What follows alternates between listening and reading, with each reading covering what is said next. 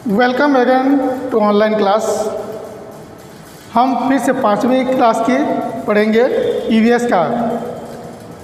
हम पहली चैप्टर में पढ़े थे कि माइग्रेशन क्यों होता है, क्यों जो बड़े फैमिली हैं और धीरे धीरे छोटे होते जाते हैं, जैसे कि कोई काम की वजह से, कोई पढ़ाई की वजह से। तो आज उससे आगे पढ़ेंगे second chapter migration of family. हमारे फैमिली बिग फैमिली से क्यों धीरे धीरे न्यूक्लियर फैमिली हो जाती हैं। तो इसकी कई वजह होते हैं, तो आज पढ़ेंगे उसके बारे में। तो पहले है संतु की स्टोरी। संतु जो कि एग्रीकल्चर के ऊपर डिपेंड करता है, खेती करता है, उसके पशुएं हैं, तो वो खेती करके गांव में अपना गुजारा करता है। लेकिन पिछले 2 सालों से वहाँ ड्रॉप यानी कि सूखा पड़ा है, बारिश हुई नहीं बहुत दिनों से, तो उसको गुजारा करना बहुत मुश्किल हो जाता है। तो वो सोचता है कि उसका जो भतीजा है पास के गांव में, वहाँ वो शिफ्ट कर जाए या माइग्रेशन कर जाए, वहाँ वो कुछ काम कर ले। तो उसने अपने पशुओं के साथ जाके उस गांव में, उसके भतीजे के गांव में पशुओं के साथ, अपने फैमिली के साथ वो चला जाता है। वहाँ उसको घर मिलना मुश्किल हो जाता है और ऊपर से काम भी, तो बड़ी मुश्किल से वो एक कमरा मिलता है जहाँ वो अपनी गुजारा करता है। लेकिन गांव की बात अलग थी, यहाँ अलग है। यहाँ एक ही रूम है, यहाँ काम की भी मुश्किलें हैं, तो उसको अपनी गांव याद आता है। फिर वैसे तैसे करके वो गुजारा करता है।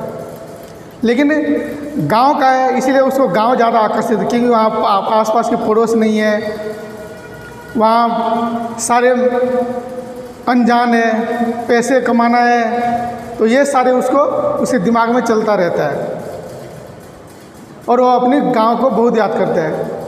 फिर थोड़े दिनों बाद उसको ये पता चलता है कि उसके गांव में अच्छी बारिश हुई है। तो फिर उसका गांव में ऐसे ही वहाँ मन नहीं लगता था, इसलिए अपने गांव में अपने पशुओं के साथ फिर लौट जाता है।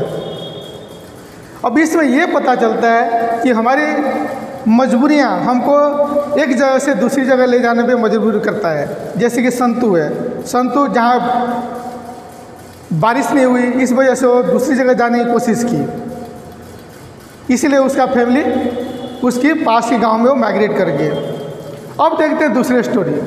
दूसरे स्टोरी में है धीरज, जो कि डेली वेजेस लेबरर है, मतलब दिहाड़ी मजदूर है। वो दिहाड़ी मजदूर करके अपने गांव में वो रहता है, अपने बच्चों को पालता है। उसके 2 बच्चे हैं, एक बेटा एक बेटी। बेटा 12th में है और बेटी 10th में है। जब उसका बेटा 12th पास करता है, गांव में तो वैसे होती नहीं है, कॉलेज बड़ी बड़ी कॉलेज होती नहीं है, तो उसने उसको सिटी में ले जाने की कोशिश करता है।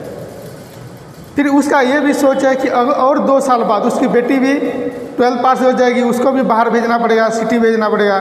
इससे अच्छा है वो खुद सिटी में चला जाए, जहाँ वो यहाँ भी लवर करता है, वहाँ भी लवर कर लेगा और अपनी गुजारा कर लेगा। लेकिन वो इतना आसान नहीं था। जब ये माइग्रेट करता है सिटी में, तो सबसे बड़ी प्रॉब्लम आती है उसको रहने का, रेंट के लिए। क्योंकि बड़ी सिटी में, सिटी के अंदर रेंट में मकान मिलना बहुत मुश्किल होता है और कॉस्टली भी होता है।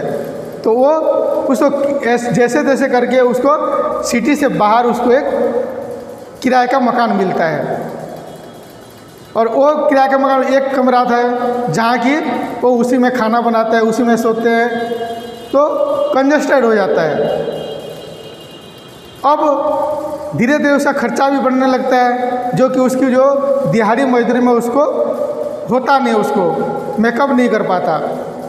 फिर ये सोचता है क्यों ना दिन में दिहाड़ी मजदूरी करे और रात को गार्ड बन जाए।